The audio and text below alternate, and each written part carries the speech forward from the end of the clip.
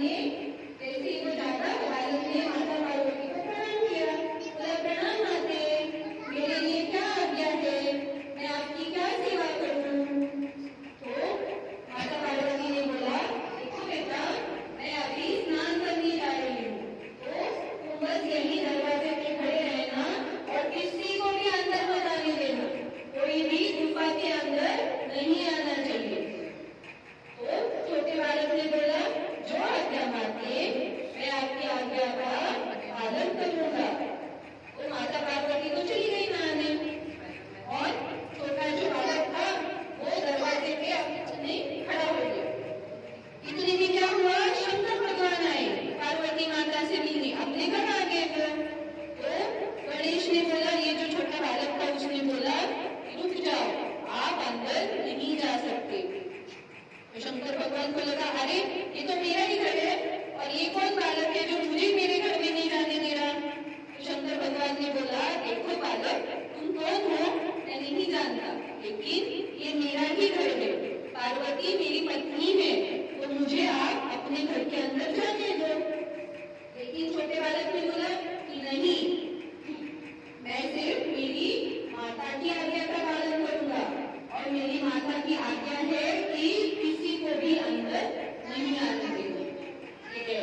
तो मैं आपको जाने की अनुमति नहीं दे सकता, जब तक मेरी माता पार्वती बाहर नहीं आती आप अंदर नहीं जा सकते। फिर शंकर भगवान को गुस्सा आ गया कि तुम कौन हो जो मुझे मेरे घर में जाने से रोक सकते हो। बहुत गुस्सा हो गए शंकर भगवान और उन्होंने क्या किया, गुस्सा होके वो बालक की गर्दन पे से अपना त्रिशूल फेंक दिया। तो बालक का जो सर था वो अलग हो गया और बालक का गर्द अलग हो गया और बालक छोटा सा गिर गया वहां पे। उतने में आगे माता पार्वती, उन्होंने देखा कि अरे ये तो मेरा बालक था, मेरा बेटा था, ये आपने क्या कर दिया मेरे बेटे के साथ। तो माता पार्वती भी गुस्सा हो गई शंकर भगवान पे और वो बोलने लगी कि कुछ भी करो लेकिन मुझे मेरा बेटा वापस चाहिए, मुझे मेरा बेटा जो भी करके वापस दे दो। शंकर भगवान ने माता पार्वती को बहुत समझाया कि ऐसे मत करो, अभी वो तो उसका सर घर से अलग हो चुका है, अब वो कैसे जिंदा हो जाएगा, मैं तुम्हारे लिए कोई और बालक लेके आऊंगा। लेकिन माता पार्वती ने नहीं माना कि ये मेरा बालक था, आपने ऐसे कैसे उसको मार दिया, आप जो भी हो जाए आपको उसको जीवित करना ही पड़ेगा। तो शंकर भगवान बोले ठीक है, अभी मैं यहाँ से चलता हूँ और रास्ते में मुझे जो भी दिखेगा उसका मैं सर काट के लेके आऊंगा और उसी का सर ये बालक के धड़ पे लगेगा। फिर शंकर भगवान निकल गए ढूंढने, तो उनको रास्ते में कब मिला, हाथी।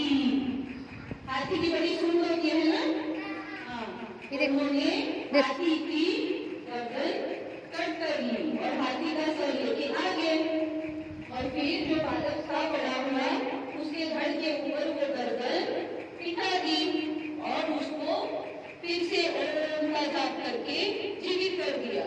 इसलिए गणपति भगवान का सर कैसे किसके जैसा होता है, हाथी जैसा होता है ना।